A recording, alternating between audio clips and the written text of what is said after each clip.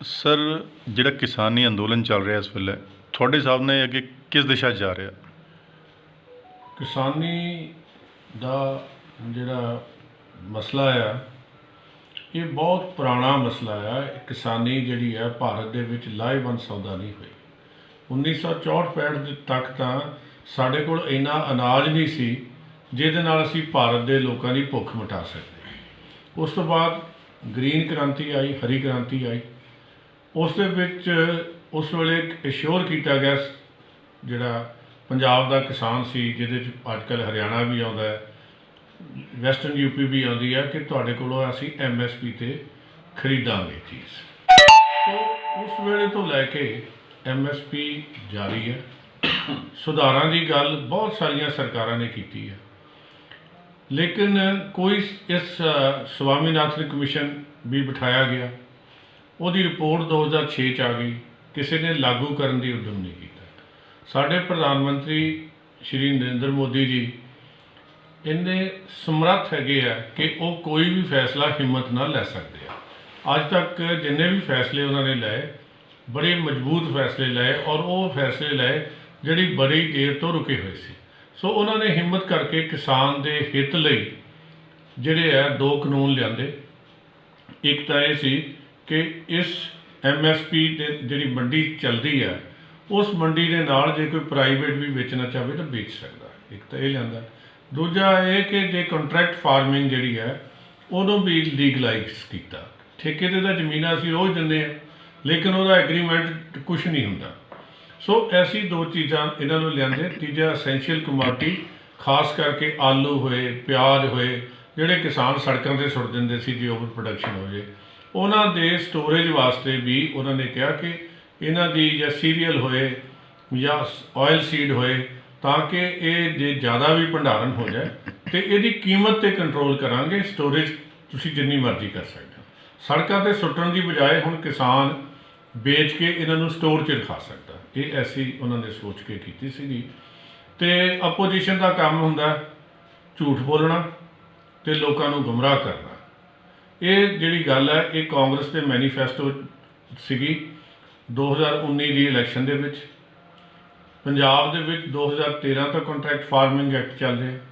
ਜੇ ਉਦੋਂ ਤੋਂ ਇਹ ਸਾਰਾ ਕੁਝ ਜਿਹੜਾ ਹੈ ਇਹ ਚੱਲ ਰਿਹਾ ਸੀਗਾ, ਲੇਕਿਨ ਲੋਕਾਂ ਨੂੰ, ਕਿਸਾਨਾਂ ਨੂੰ ਇੱਕ ਐਸਾ ਹਊਆ ਕ੍ਰੀਏਟ ਕਰ ਦਿੱਤਾ ਗਿਆ ਪੋਲੀਟੀਸ਼ੀਅਨਾਂ ਵੱਲੋਂ ਕਿ ਇਹ ਕਿਸਾਨ ਦੇ ਹਿੱਤ 'ਚ ਨਹੀਂ, ਕਿਸਾਨ ਦੇ ਖਿਲਾਫ ਇਹ ਹੈਗੇ ਆ। ਇਸ ਕਾਰਨ ਕਿ ਇਹ ਐਜੀਟੇਸ਼ਨ ਜਿਹੜੀ ਹੈ ਸ਼ੁਰੂ ਹੋਈ ਹੈ। ਤੁਹਾਨੂੰ ਲੱਗਦਾ ਆਉਣ ਵਾਲੇ ਟਾਈਮ ਕਿਸ ਦਿਸ਼ਾ ਵੱਲ ਜਾਊਗੀ ਐਜੀਟੇਸ਼ਨ? ਦੇਖੋ, ਕੋਈ ਐਜੀਟੇਸ਼ਨ ਸਦੀਵੀ ਨਹੀਂ ਹੁੰਦੀ, ਔਰ ਐਜੀਟੇਸ਼ਨ ਦਾ ਹੱਲ ਨਿਕਲਣਾ ਹੀ ਹੁੰਦਾ। ਅੱਜ ਪ੍ਰਧਾਨ ਮੰਤਰੀ ਜੀ ਨੇ ਸਾਰੇ ਨੁਕਤੇ ਸਪਸ਼ਟ ਕਰ ਦਿੱਤੇ। ਹਾਲਾਂਕਿ ਉਹਨਾਂ ਨੇ ਪਹਿਲਾਂ ਵੀ ਇਹ ਗੱਲ ਸਪਸ਼ਟ ਕੀਤੀ ਸੀਗੀ ਕਿ MSP ਰਹੇਗੀ, ਜ਼ਮੀਨ 'ਤੇ ਕਬਜ਼ਾ ਨਹੀਂ ਹੋ ਸਕਦਾ, ਔਰ ਜਿਹੜੀ ਹੈ ਕਿ ਜੇ ਕੋਈ ਬਾਹਰ ਵੀ ਵੇਚਣਾ ਚਾਹਵੇ ਤਾਂ ਵੇਚਣ ਦੀ ਆਜ਼ਾਦੀ ਹੈ। ਇਹ ਦੁਨੀਆ ਭਰ 'ਚ ਹੈ, ਕੋਈ ਪੰਜਾਬ 'ਚ ਜਾਂ ਹਿੰਦੁਸਤਾਨ 'ਚ ਨਵੀਂ ਨਹੀਂ ਹੈਗੀ। ਔਰ ਉਹ ਅੱਜ ਵੀ ਉਹਨਾਂ ਨੇ ਬੜੀ ਡਿਟੇਲ ਇਹਦੇ 'ਤੇ 50 ਮਿੰਟ ਦੀ ਟੈਲੀਵਿਜ਼ਨ 'ਤੇ ਇੰਟਰਵਿਊ ਦੇ ਕੇ ਜਿਹੜਾ ਸੰਬੋਧਨ ਕਰਦਿਆਂ ਹੋਇਆ ਮੱਧ ਪ੍ਰਦੇਸ਼ ਦੇ ਕਿਸਾਨਾਂ ਨੂੰ ਉਹ ਸਾਰੀਆਂ ਗੱਲਾਂ ਸਪਸ਼ਟ ਕੀਤੀਆਂ ਕਿ ਉਹਨਾਂ ਦੀ ਨੀਤੀ ਕੀ ਹੈ, ਔਰ ਉਸ ਨੀਤੀ ਦੇ ਰਾਹੀਂ ਕਿਸਾਨ ਨੂੰ ਉਹ ਕਿਵੇਂ ਅੱਗੇ ਵਧਾਉਣਾ ਚਾਹੁੰਦੇ ਆ। ਆਉਣ ਵਾਲੇ ਟਾਈਮ ਵਿੱਚ ਜਿਵੇਂ ਇਹ ਪਿੱਛੇ ਹੁਣ ਉੱਥੇ ਹਾਦਸੇ ਹੋ ਰਹੇ, ਕੁਛ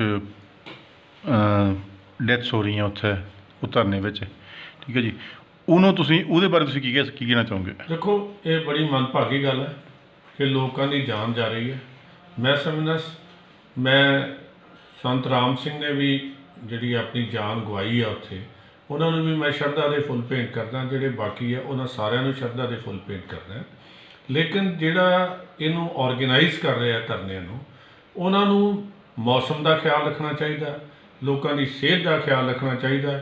ਜਦੋਂ ਸਰਕਾਰ ਗੱਲਬਾਤ ਕਰਨ ਨੂੰ ਤਿਆਰ ਹੈ, ਜਦੋਂ ਸਰਕਾਰ ਗੱਲਬਾਤ ਲਿਖ ਕੇ ਦੇ ਚੁੱਕੀ ਹੈ ਜਿਹੜੇ ਤੁਹਾਡੇ ਸ਼ੰਕੇ ਨਿਵਰਤ ਕਰਦੇ ਆ, ਅਤੇ ਇਹ ਜਿਹੜਾ ਰਾਹ ਆ ਵੀ ਹਰ ਵਾਰੀ ਜਦੋਂ ਗੱਲਬਾਤ ਹੁੰਦੀ ਹੈ ਉਦੋਂ ਤੁਸੀਂ 2 ਨਵੀਆਂ ਮੰਗਾਂ ਜੋੜ ਦਿੰਦੇ ਹੋ। ਅਤੇ ਜਿਹੜੀ ਗੱਲ ਤਾਂ ਇਹ ਸੀ ਤੁਹਾਡੀਆਂ ਅਸਲੀ ਸ਼ੁਰੂ ਤੁਸੀਂ ਕੀਤਾ ਸੀ ਕਿ MSP ਜਿਹੜੀ ਹੈ ਇਹ ਹੋਣੀ ਰਹਿਣੀ ਚਾਹੀਦੀ ਹੈ ਅਤੇ ਜ਼ਮੀਨ 'ਤੇ ਕਬਜ਼ਾ ਨਾ ਕੋਈ ਹੋ ਜਾਏ।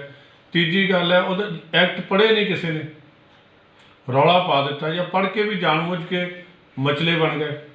ਤੀਜੀ ਗੱਲ ਇਹ ਹੈਗੀ ਆ ਕਿ ਤੁਹਾਡਾ ਜਿਹੜਾ ਇਹ ਕਿਸਾਨ ਨੂੰ ਜਿਹੜਾ ਐਸਡੀਐਮ ਕੋਲ ਫੈਸਲਾ ਨਹੀਂ ਹੋਣਾ ਚਾਹੀਦਾ, ਸਿਵਲ ਕੋਰਟ ਜਾਣਾ ਚਾਹੀਦਾ। ਹੁਣ ਦੇਖੋ ਐਸਡੀਐਮ ਦੀ ਇੱਕ ਸਰਕਾਰੀ ਸੰਸਥਾ ਆ, ਇਹ ਬੜੀ ਪੁਰਾਣੀ ਬਿਊਰੋਕ੍ਰੇਸੀ ਜਿਹੜੀ ਹੈ ਇੱਥੇ, ਜਿਹੜੀ 150 ਸਾਲ ਤੋਂ ਅੰਗਰੇਜ਼ ਦੇ ਵੇਲੇ ਤੋਂ ਚੱਲ ਰਹੀ ਹੈ।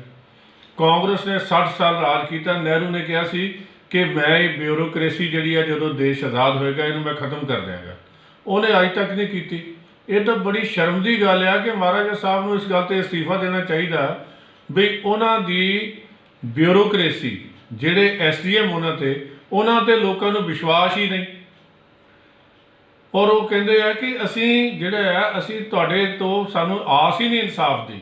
ਕਿੱਡੀ ਅਨਫੋਰਚੂਨੇਟ ਗੱਲ ਆ ਜੇ ਇੱਕ ਸਟੇਟ ਦਾ ਲੋਕਾਂ ਨੇ, ਹੋਰ ਦੁਨੀਆ ਬਾਹਰਲੇ ਪਾਸੇ ਨੇ ਨਹੀਂ ਕਿਸੇ ਨੇ ਆਖਿਆ।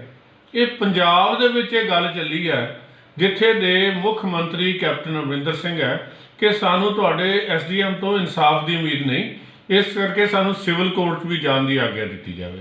ਤੇ ਇਹ ਗੱਲ ਸ਼੍ਰੀ ਨਰਿੰਦਰ ਸਿੰਘ ਤੋਮਰ ਜੀ ਨੇ ਮੰਨ ਕੇ ਆਖਿਆ ਕਿ ਐਸੀ ਅਮੈਂਡਮੈਂਟ ਅਸੀਂ ਕਰ ਦਿਆਂਗੇ। ਹੋਰ ਵੀ ਜਿਹੜੇ ਤੁਹਾਡੇ ਸ਼ੰਕੇ ਹੈ ਉਹਨਾਂ ਦੇ ਇੱਕ ਲੰਬੀ 21 ਪੇਜ ਦੀ ਲੈਟਰ ਉਹਨਾਂ ਨੇ ਲਿਖੀ ਹੈ ਜਿਹਦੇ 'ਚ ਹਰ ਸ਼ੰਕੇ ਦਾ ਨਿਵਾਰਨ ਕੀਤਾ। ਐਪਰੀਹੈਂਸ਼ਨਸ ਹੈ, ਕੋਈ ਕਾਨੂੰਨ 'ਚ ਤਾਂ ਗਲਤੀ ਨਹੀਂ ਹੈਗੀ। ਤੁਹਾਨੂੰ ਡਰ ਲੱਗਦਾ, ਅਸੀਂ ਕਹਿੰਦੇ ਅਸੀਂ ਇਹਨੂੰ ਠੀਕ ਕਰ ਦਿੰਦੇ ਹਾਂ, ਸੋਧ ਕਰ ਦਿੰਦੇ ਹਾਂ, ਤੁਹਾਡਾ ਡਰ ਦੂਰ ਕਰ ਦਿੰਦੇ ਹਾਂ। ਅਤੇ ਇਸ ਗੱਲਬਾਤ ਲਈ ਅਸੀਂ ਅੱਜ ਵੀ ਤਿਆਰ ਹੈ। ਮਾਨਯੋਗ ਸੁਪਰੀਮ ਕੋਰਟ ਨੇ ਵੀ ਇਹਦੇ 'ਚ ਇੰਟਰਫੀਅਰ ਕੀਤਾ ਔਰ ਅਸੀਂ ਵੀ, ਕਿਉਂਕਿ ਭਾਰਤ ਦੀ ਸੰਵਿਧਾਨ ਦੀ ਸਭ ਤੋਂ ਵੱਡੀ ਰੱਖਿਅਕ ਜਿਹੜੀ ਆ ਉਹ ਸੁਪਰੀਮ ਕੋਰਟ ਹੈ ਅਤੇ ਸਾਨੂੰ ਸੁਪਰੀਮ ਕੋਰਟ 'ਚ ਪੂਰਨ ਵਿਸ਼ਵਾਸ ਹੈ। ਔਰ ਅਸੀਂ ਕਿਸਾਨ ਵੀਰਾਂ ਨੂੰ ਬੇਨਤੀ ਕਰਦੇ ਹਾਂ ਕਿ ਤੁਸੀਂ ਲੋਕਾਂ ਦੇ ਬਹਿਕਾਵੇ 'ਚ ਨਾ ਆਓ। ਕੁਛ ਲੋਕ ਉਹ ਵਿੱਚ ਹੈਗੇ ਆ ਜਿਹੜੇ ਆਪ ਇਲੈਕਸ਼ਨ ਲੜੇ, ਜ਼ਮਾਨਤਾਂ ਜ਼ਬਤ ਕਰਾਈਆਂ। ਉਹਨਾਂ 'ਚੋਂ ਮੈਂ ਨਾਂ ਲਵਾਂ ਜੋਗਿੰਦਰ ਯਾਦਵ ਜੀ ਦਾ। ਅੱਜ ਉਹ ਕਿਸਾਨਾਂ ਦੇ ਸਭ ਤੋਂ ਮੋਹਰੇ ਬਣੀ ਫਿਰਦੇ ਆ ਅਤੇ ਉਹਨਾਂ ਨੇ ਗੁੜਗਾਉਂ ਤੋਂ ਇਲੈਕਸ਼ਨ ਲੜੀ ਸੀ ਆਮ ਆਦਮੀ ਦੀ ਟਿਕਟ 'ਤੇ, ਅਤੇ ਇਲੈਕਸ਼ਨ ਦੇ ਵਿੱਚ ਜ਼ਮਾਨਤ ਜ਼ਬਤ ਕਰਾ ਗਏ ਸੀ। ਸੋ ਇਸ ਇੱਕ ਨਹੀਂ, ਹੋਰ ਵੀ ਜਿਹੜੇ ਆ ਬਹੁਤ ਸਾਰੇ ਬੰਦੇ ਆ ਜਿਹੜੇ ਹਰਿਆਣੇ ਤੋਂ ਲੀਡਰ ਹੈਗੇ, ਸਰਦਾਰ ਜੀ, ਉਹਨਾਂ ਨੇ ਇਲੈਕਸ਼ਨ ਲੜੀ, ਉਹ ਵੀ ਹਾਰ ਗਏ। ਹੁਣ ਪਤਾ ਲੱਗਾ ਕਿ 2-4 ਦਿਨ ਪਹਿਲਾਂ ਟ੍ਰਿਬਿਊਨ ਅਖਬਾਰ ਦੀ ਖਬਰ ਸੀ ਕਿ ਕਿਸਾਨ ਆਪਣੀ ਇੱਕ ਪਾਰਟੀ ਜਿਹੜੀ ਹੈ ਰਾਜਨੀਤਿਕ ਪਾਰਟੀ ਬਣਾਉਣਾ ਚਾਹੁੰਦੇ ਆ। ਸੋ ਇਹ ਰਾਜਨੀਤਿਕ ਜਿਹੜੀ ਹੈ ਲਾਲਸਾ ਮਨ 'ਚ ਰੱਖ ਕੇ ਕਿਸਾਨਾਂ ਨੂੰ ਗੁੰਮਰਾਹ ਨਾ ਕਰੋ। ਕਿਸਾਨ ਸ਼ਰੀਫ ਆਦਮੀ ਹੈ, ਭਲੇ ਮਾਨਸ ਹੈ, ਮਿਹਨਤੀ ਹੈ ਔਰ ਦੇਸ਼ ਨੂੰ ਪਿਆਰ ਕਰਨ ਵਾਲੇ ਗੱਲ ਹੈ। ਜਿੱਥੇ ਜੈ ਕਿਸਾਨ ਹੁੰਦਾ ਹੈ ਉੱਥੇ ਜੈ ਜਵਾਨ ਵੀ ਹੁੰਦਾ ਹੈ। ਅਤੇ ਤੁਸੀਂ ਇਹਨਾਂ ਦੋਵਾਂ ਦਾ ਸਾਥ ਬਣਿਆ ਰਹਿਣ ਦਿਓ ਔਰ ਦੇਸ਼ ਦੀ ਤਰੱਕੀ ਦੇ ਵਿੱਚ ਜਿਹੜੀ ਹੈ ਇਹਦੇ ਵਿੱਚ ਸਹਿਯੋਗੀ ਬਣੋ। ਅਤੇ ਜੇਕਰ ਤੁਹਾਡੇ ਏਜੰਡੇ, ਜਿਵੇਂ ਮੋਦੀ ਸਾਹਿਬ ਨੇ ਕਿਹਾ, ਅਸੀਂ ਲਾਗੂ ਕੀਤੇ ਆ ਅਤੇ ਤੁਸੀਂ ਆਪਣੇ ਏਜੰਡਿਆਂ ਦੀ ਚਰਚਾ ਕਰੋ, ਅਸੀਂ ਤਾਂ ਉਹਦਾ ਕ੍ਰੈਡਿਟ ਵੀ ਨਹੀਂ ਲੈਣਾ ਚਾਹੁੰਦੇ। ਤੁਹਾਡੇ ਵੱਲੋਂ ਕੋਈ ਕਿਸਾਨਾਂ ਨੂੰ ਕੋਈ ਸੁਨੇਹਾ ਜਾਂ ਕੋਈ ਅਪੀਲ? ਕਿਸਾਨਾਂ ਨੂੰ ਦੇਖੋ ਮੈਂ ਆਪ ਕਿਸਾਨ ਹਾਂ, ਸਾਡੇ ਸਾਰਾ ਪਰਿਵਾਰ ਕਿਸਾਨੀ ਨਾਲ ਜੁੜਿਆ ਹੋਇਆ, ਸਦੀਆਂ ਤੋਂ, ਪੁਸ਼ਤਾਂ ਤੋਂ, ਅੱਗੇ ਵੀ ਜੁੜਿਆ ਰਹਿਣਾ। ਅਤੇ ਕਿਸਾਨ ਵੀਰਾਂ ਨੂੰ ਇੱਕ ਬੇਨਤੀ ਹੈ ਕਿ ਆਪਣੀ ਜਿਹੜੀ ਵੀ ਕੋਈ ਬਹਿਕਾਵੇ 'ਚ ਆਉਂਦਾ ਉਹ ਗੱਲ ਨੂੰ ਤੁਸੀਂ ਸਮਝੋ, ਉਸ ਤੋਂ ਬਾਅਦ ਸਮਝ ਕੇ ਚਰਚਾ ਕਰੋ ਆਪਸ ਵਿੱਚ ਬੈਠ ਕੇ। ਜੇ ਤਾਂ ਵਾਕਈ ਤੁਹਾਨੂੰ ਲੱਗਦਾ ਕਿ ਇਹਦੇ 'ਚ ਕੋਈ ਸਾਨੂੰ ਸ਼ੰਕਾ ਹੈ, ਅਤੇ ਜਿਵੇਂ ਤੋਮਰ ਸਾਹਿਬ ਨੇ ਨਿਵਰਤ ਕਰ ਦਿੱਤੇ ਹੈ, ਅਤੇ ਹਾਲੇ ਵੀ ਕੋਈ ਸ਼ੰਕਾ ਰਹਿ ਗਿਆ ਅਤੇ ਅਸੀਂ ਉਹਨੂੰ ਦੂਰ ਕਰਨ ਦੀ ਦੂਰਅੰਦਾਜ਼ੀ ਨਾਲ ਗੱਲ ਕਰੀਏ। ਆਪਾਂ ਹੁਣ ਇੱਕ ਕਹਿ ਰਹੇ ਸੀਗੇ ਕਿ MSP ਜਿਹੜੀ ਹੈ ਪ੍ਰਾਈਵੇਟ ਸੈਕਟਰ 'ਚ ਵੀ ਲਾਗੂ ਹੋਣੀ ਚਾਹੀਦੀ ਹੈ। ਪ੍ਰਾਈਵੇਟ ਸੈਕਟਰ ਜਿਹੜਾ ਆ ਉਹ ਮਾਲ ਤਾਂ ਕਿਸਾਨ ਵੇਚਣ ਜਾਂਦਾ ਹੈ। ਸੱਚ ਤਾਂ ਇਹ ਹੈ ਕਿ ਸਾਡੇ ਕੋਲ ਸਟੋਰੇਜ ਹੀ ਹੈ ਨਹੀਂ। ਜਦੋਂ ਅਸੀਂ ਖੇਤ ਤੋਂ ਸਿੱਧਾ ਮੰਡੀ ਵੱਲ ਨੂੰ ਜਾਂਦੇ ਔਰ ਜਿਹੜੀ ਦੂਜੀ ਚੀਜ਼ ਦੀ ਉਪਜ ਹੁੰਦੀ ਆ ਸਾਡੇ, ਅਸੀਂ ਮੱਕੀ ਦੀ, ਦੂਜੀ ਦੀ, ਸਾਨੂੰ ਇਹ ਪਤਾ ਹੀ ਨਹੀਂ ਵੀ ਅਸੀਂ ਕਿਹੜੀ ਮਾਰਕੀਟ 'ਚ ਵੇਚਣਾ ਔਰ ਕਿਹੜੀ ਮਾਰਕੀਟ 'ਚ ਇਹਦੀ ਕਿੰਨੀ ਡਿਮਾਂਡ ਹੈਗੀ ਹੈ। ਜੇ ਕੀ ਪੰਜਾਬ ਦੀ ਸਰਕਾਰ ਸਾਰੀ ਮੱਕੀ, ਚਲੋ ਕਣਕ ਅਤੇ ਝੋਨਾ ਦਾ ਕੇਂਦਰ ਸਰਕਾਰ ਖਰੀਦਦੀ ਹੈ, ਪੰਜਾਬ ਦੀ ਸਰਕਾਰ ਸਾਰੀ ਮੱਕੀ ਕਿਸਾਨਾਂ ਦੀ ਖਰੀਦ ਸਕਦੀ ਹੈ? ਸਾਡੇ ਇੱਥੇ 15 ਸੰਗਠਨ ਬਣੇ ਆ, ਮਾਰਕਫੈਡ ਹੈਗਾ, ਪਨਸਪ ਹੈ, ਦੂਜੇ ਹੈਗੇ ਆ, ਉਹਨਾਂ ਦੇ ਚੇਅਰਮੈਨ ਲੱਗਦੇ ਆ। ਕਦੇ ਉਹਨਾਂ ਨੇ ਸੋਚਿਆ ਕਿ ਅਸੀਂ ਇਹਨਾਂ ਨੂੰ ਪ੍ਰੋਸੈਸਿੰਗ ਕਿੱਥੇ ਕਰਾਉਣੀ ਹੈ, ਅਸੀਂ ਇਹਨਾਂ ਨੂੰ ਕਿਵੇਂ ਲੋਕਾਂ 'ਚ ਇਹਦੇ ਚੰਗੇ ਭਾਅ 'ਤੇ ਵਿਦੇਸ਼ਾਂ 'ਚ ਵੇਚਣਾ? ਹੁਣ ਲੋਕ ਗੱਲ ਕਰਦੇ ਆ, ਇੱਕ ਪਾਸੇ ਵੇਰਕਾ ਆ, ਉਹਦੇ ਜਿੰਨੇ ਦਾ ਦੁੱਧ ਖਰੀਦਦੇ ਆ ਨਾ ਉਹ ਤੋਂ 4 ਗੁਣਾ ਦੇ ਭਾਅ 'ਤੇ ਉਹ ਲੱਸੀ ਵੇਚਦੇ ਆ। ਅਤੇ ਆਮਦਨ ਹੁੰਦੀ ਹੈ ਜਿਹੜੀ ਜੇ ਕਿਸਾਨ ਨੂੰ ਦੇਣਾ ਹੁੰਦਾ ਤੇ 1 ਰੁਪਏ ਲੀਟਰ ਵੀ ਜਿਹੜਾ ਉਹਨੂੰ ਪ੍ਰੋਫਿਟ ਨਹੀਂ ਦਿੰਦੇ। ਇਹ ਵੀ ਕਹਿੰਦੇ ਜੀ ਤੁਹਾਡਾ ਬੋਨਸ ਜਿਹੜਾ ਹੈ 1 ਰੁਪਏ ਲੀਟਰ ਆਇਆ। ਤੇ ਇਸੇ ਤਰ੍ਹਾਂ ਹੀ ਜਿਹੜੀਆਂ ਦੂਜੀਆਂ ਪ੍ਰਾਈਵੇਟ ਨੈਸਲੇ ਹੈਗੀ ਆ ਉਹ ਕੰਮ ਕਰ ਰਹੀ ਹੈ, ਉਹ ਵੀ ਦੁੱਧ ਪਰਚੇਸ ਕਰ ਰਹੀ ਹੈ, ਚੰਗੇ ਭਾਅ 'ਤੇ ਪਰਚੇਸ ਕਰ ਰਹੀ ਹੈ। ਸੋ ਸਰਕਾਰ ਨੂੰ ਜਿਹੜੇ ਚੁਣੇ ਹੋਏ ਨੁਮਾਇੰਦੇ ਆ ਉਹ ਕਿਤੇ ਨਾ ਕਿਤੇ ਜਿਹੜੇ ਪੰਜਾਬ ਦੇ ਨਾਲ ਸੰਬੰਧਿਤ ਹੈ ਉਹ ਆਪਣੀ ਜ਼ਿੰਮੇਵਾਰੀ ਤੋਂ ਫੇਲ ਹੋਏ ਆ। ਆਪਣੀ ਗਲਤੀਆਂ, ਆਪਣੀ ਨਲਾਇਕੀ ਨੂੰ ਉਹ ਪ੍ਰਧਾਨ ਮੰਤਰੀ ਜੀ ਦੇ ਗਲ ਪਾਉਣਾ ਚਾਹੁੰਦੇ ਆ, ਕੇਂਦਰ ਸਰਕਾਰ ਦੇ ਗਲ ਪਾਉਣਾ ਚਾਹੁੰਦੇ ਆ। ਸੋ ਇਸ ਕਰਕੇ ਇਹ ਸਾਰੇ ਹੀ ਰਾਜਨੀਤਿਕ ਆਗੂ ਗੁੰਮਰਾਹ ਕਰ ਰਹੇ ਆ। ਆਪ ਹੀ ਬਿਆਨ ਦੇ ਰਹੇ ਆ, ਬੀਬੀ ਜਗੀਰ ਕੌਰ ਜੀ ਬਿਆਨ ਦਿੰਦੀ ਹੈ ਕਿ ਅਸੀਂ ਜਿਹੜੇ ਵਰਕਰ ਭੇਜ ਰਹੇ ਹਾਂ, ਅਸੀਂ ਜਿਹੜਾ ਰਾਸ਼ਨ ਭੇਜ ਰਹੇ ਹਾਂ, ਇਹ ਤਾਂ ਸਾਡੀ ਹੈ। ਇਸੇ ਤਰ੍ਹਾਂ ਹੀ ਕਾਂਗਰਸ ਪਾਰਟੀ ਹੈ, ਉਹਨਾਂ ਦਾ ਉਹ ਕਹਿੰਦੇ ਅਸੀਂ ਕਿਸਾਨਾਂ ਦੇ ਹੁਣ ਇੱਕ ਗੱਲ ਪਾਤੀ ਕਿ ਜਿਹੜਾ ਇਹ ਜੀ ਖਾੜਕੂ ਇਹਦੇ 'ਚ ਆ ਗਿਆ। ਦੋ ਪੱਖ ਹੈਗੇ ਇਹਨਾਂ ਦੇ। ਇੱਕ ਪਾਸੇ ਤਾਂ ਜਿਹੜੇ ਸਰਦਾਰ ਰਣਜੀਤ ਸਿੰਘ ਬਿੱਟੂ MP ਸਾਹਿਬ ਉਹ ਆਪ ਬਿਆਨ ਦਿੰਦੇ ਆ ਕਿ ਇਹਨਾਂ 'ਚ ਗਲਤ ਅਨਸਰ ਆ ਗਿਆ ਤੇ ਮੈਂ ਤੁਹਾਨੂੰ ਦੇਖੂੰਗਾ, ਆਓ ਪੰਜਾਬ ਤੁਹਾਨੂੰ ਮੈਂ। ਦੂਜੇ ਪਾਸੇ ਵਿਦੇਸ਼ਾਂ, ਖਾਸ ਕਰਕੇ ਪਾਕਿਸਤਾਨ, ਉਹ ਸਾਡੀ ਜਿਹੜੀ ਹੈ ਖੇਤੀਬਾੜੀ ਦੇ ਉੱਤੇ ਸੈਮੀਨਾਰ ਕਰਾ ਰਿਹਾ, ਵੈਬਨਾਰ ਕਰਾ ਰਿਹਾ ਤੇ ਅਰਦਾਸਾਂ ਕਰਵਾ ਰਿਹਾ ਤੇ ਭਾਰਤ ਦੇ ਜਿਹੜੇ ਅੰਦਰੂਨੀ ਮਾਮਲਿਆਂ 'ਚ ਦਖਲਅੰਦਾਜ਼ੀ ਕਰ ਰਿਹਾ। ਕੀ ਅਸੀਂ ਆਪਣੇ ਦੇਸ਼ ਦੇ ਅੰਦਰੂਨੀ ਮਾਮਲਿਆਂ 'ਚ ਵਿਦੇਸ਼ਾਂ ਨੂੰ ਦਖਲਅੰਦਾਜ਼ੀ ਕਰਨ ਦਿਆਂਗੇ ਜਾਂ ਕਰਨ ਦੇਣੀ ਚਾਹੀਦੀ ਹੈ? ਇਹ ਸਾਨੂੰ ਵਿਚਾਰਨ ਦੀ ਲੋੜ ਹੈਗੀ ਹੈ ਕਿ ਅਸੀਂ ਕਿਤੇ ਆਮ ਆਦਮੀ ਪਾਰਟੀ, ਮੈਂ ਤਾਂ ਇੱਕੋ ਹੀ ਚੈਲੰਜ ਕਰਦਾ ਕਿ ਸਾਡੇ 17 MP ਜਿਹੜੇ 11 ਲੋਕ ਸਭਾ ਦੇ 6 ਰਾਜ ਸਭਾ ਦੇ ਵਿਰੋਧੀ ਧਿਰ ਦੇ ਹੈ। ਸਾਡਾ ਇੱਕ MP ਰਾਜ ਸਭਾ 'ਚ ਹੈ ਸ਼ਵੇਤ ਮਲਿਕ ਜੀ ਤੇ 2 MP ਲੋਕ ਸਭਾ 'ਚ ਹੈਗੇ ਆ। ਬਾਕੀ ਪੰਜਾਬ ਦੇ ਸਾਰੇ MP ਕਾਂਗਰਸ ਅਕਾਲੀ ਧਿਰ ਨਾਲ ਸੰਬੰਧਿਤ ਹੈਗੇ ਜਾਂ ਆਮ ਆਦਮੀ ਪਾਰਟੀ ਨਾਲ ਸੰਬੰਧਿਤ ਹੈ। ਇਹ ਦੱਸਣ ਇੱਕ ਵੀ ਜਿਹੜਾ ਇਹਨਾਂ ਤਿੰਨਾਂ ਐਕਟਾਂ ਦੇ ਵਿੱਚ ਜੇ ਇੱਕ ਵੀ ਸੰਸ਼ੋਧਨ ਉਹਨਾਂ ਨੇ ਮੂਵ ਕੀਤਾ ਹੋਵੇ। ਇਹ ਰਾਜ ਸਭਾ 'ਚ ਵੀ ਸੀ, ਇਹ ਲੋਕ ਸਭਾ 'ਚ ਵੀ ਸੀ। ਉੱਥੇ ਤਾਂ ਇਹ ਘੁੰਗਣੀਆਂ ਪਾ ਕੇ ਬੈਠੇ ਰਹੇ ਜਾਂ ਲੜਨ ਦਾ ਤਰੀਕਾ ਲੱਭਦੇ ਰਹੇ। ਮਾਈਂਡ ਇਹਨਾਂ ਨੇ ਅਪਲਾਈ ਨਹੀਂ ਕੀਤਾ। ਹੁਣ ਲੋਕਾਂ ਨੂੰ ਗੁੰਮਰਾਹ ਕਰ ਰਹੇ। ਉਹ ਕਾਗਜ਼ ਲਿਆ ਕੇ ਵਿਖਾਉਣ ਤਾਂ ਸਹੀ ਵੀ ਅਸੀਂ ਆਹ ਸੰਸ਼ੋਧਨ ਦਿੱਤੇ ਸੀ ਜੀ। ਇਹ ਸਾਡੇ ਜਿਹੜੇ ਆ ਇਹ ਸਰਕਾਰ ਵੱਲੋਂ ਮੰਨੇ ਨਹੀਂ ਗਏ। ਲੋਕ ਸਭਾ ਦਾ ਪਲੇਟਫਾਰਮ ਹੈਗਾ, ਜਿਹੜਾ ਰਾਜ ਸਭਾ ਦਾ ਪਲੇਟਫਾਰਮ ਹੈ। ਜੇ ਇਹ ਸਾਰਾ ਕੁਝ ਜਿਹੜਾ ਹੈ ਨਾ ਲੋਕਾਂ ਨੂੰ ਗੁੰਮਰਾਹ ਕੀਤਾ ਜਾ ਰਿਹਾ ਔਰ ਉਹਨਾਂ ਦਾ ਜਿਹੜਾ ਕੇਵਲ ਤੇ ਕੇਵਲ ਇਹ ਹੈ ਕਿ ਸਿਆਸੀ ਲਾਭ ਲਿਆ ਜਾ ਸਕੇ। ਤੁਸੀਂ MSP ਦੀ ਗੱਲ ਕੀਤੀ ਜੀ। ਅੱਜ ਜਿਹੜੀ MSP ਲਾਗੂ ਹੈ ਪੰਜਾਬ ਨਾਲ ਹਰਿਆਣੇ 'ਚ ਹੈ, ਠੀਕ ਹੈ ਜੀ। ਤੁਹਾਨੂੰ ਲੱਗਦਾ ਕਿ ਜੇ ਇਹ ਇੱਕ ਲਾਅ ਬਣਦਾ MSP ਦਾ, ਉਹ ਪੂਰੇ ਦੇਸ਼ ਵਿੱਚ ਲਾਗੂ ਹੋਊਗੀ ਤੇ ਕਿਤੇ ਨਾ ਕਿਤੇ ਪੰਜਾਬ ਨੂੰ ਤਾਂ ਨੁਕਸਾਨ ਹੋਊਗਾ, ਕਿਉਂਕਿ FCI ਨੇ ਤਾਂ ਪੂਰੇ ਦੇਸ਼ 'ਚੋਂ ਫਿਰ ਕਰਨਾ ਚੱਕਣਾ ਸਾਰਾ ਸਮਾਨ। ਦੇਖੋ, ਪੰਜਾਬ ਨੂੰ ਕੋਈ ਨੁਕਸਾਨ ਨਹੀਂ ਹੋਏਗਾ ਕਿਉਂਕਿ ਜਦੋਂ MSP ਜਿਹੜੀ ਹੈ ਉਹ ਅਸੀਂ MSP ਤਾਂ ਸਾਰੇ ਦੇਸ਼ 'ਚ ਲਾਗੂ ਹੈ, ਲੇਕਿਨ ਸਰਕਾਰੀ ਖਰੀਦ ਸਰਕਾਰ ਨੇ ਕਿਹਾ ਕਿ ਪੰਜਾਬ, ਹਰਿਆਣਾ ਤੇ ਜਿਹੜਾ ਪੱਛਮੀ ਉੱਤਰ ਪ੍ਰਦੇਸ਼ ਹੈ ਇਹਦੇ ਜਾਰੀ ਰਹੇਗੀ। ਜਿੱਥੇ ਹੋਰ ਵੀ ਇਹ ਨਹੀਂ ਹੈ ਕਿ ਇਕੱਲਾ ਇੱਥੇ ਹੀ ਹੈ। ਜੇ ਬਾਜਰਾ ਰਾਜਸਥਾਨ 'ਚ ਖਰੀਦਿਆ ਜਾਂਦਾ, ਬਾਜਰਾ ਹਰਿਆਣੇ 'ਚ ਖਰੀਦਿਆ ਜਾਂਦਾ, ਕੁਛ ਐਸੀਆਂ ਫਸਲਾਂ ਨੇ ਜਿਹੜੀਆਂ ਦੂਜੇ ਸੂਬਿਆਂ 'ਚ ਖਰੀਦੀਆਂ ਜਾਂਦੀਆਂ, ਤਾਂ ਉੱਥੇ ਜੋ ਖਰੀਦ ਹੋ ਰਹੀ ਹੈ ਉਹ ਖਰੀਦ ਜਾਰੀ ਰਹੇਗੀ। ਔਰ ਅੱਗੇ ਨਾਲੋਂ ਜ਼ਿਆਦਾ ਦਾਲਾਂ ਖਰੀਦੀਆਂ ਗਈਆਂ, ਕਈ ਗੁਣਾ ਜ਼ਿਆਦਾ ਕਾਂਗਰਸ ਦੇ ਰਾਜ ਨਾਲੋਂ। ਮੇਰੇ ਖਿਆਲ ਘੱਟੋ ਘੱਟ ਵੀ 6 ਗੁਣਾ ਜ਼ਿਆਦਾ ਦਾਲ ਖਰੀਦੀ ਗਈ ਹੈ।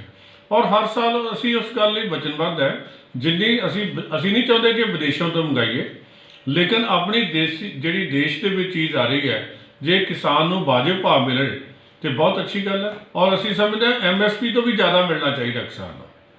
MSP ਦਾ ਮਿਨੀਮਮ ਸਪੋਰਟ ਪ੍ਰਾਈਸ ਹੈ, it's not the maximum support price. So it should start from here and go upward. ਵੱਧ ਤੋਂ ਵੱਧ ਚਾਹੀਦਾ ਮਿਲਣਾ ਉਹਨਾਂ ਨੂੰ।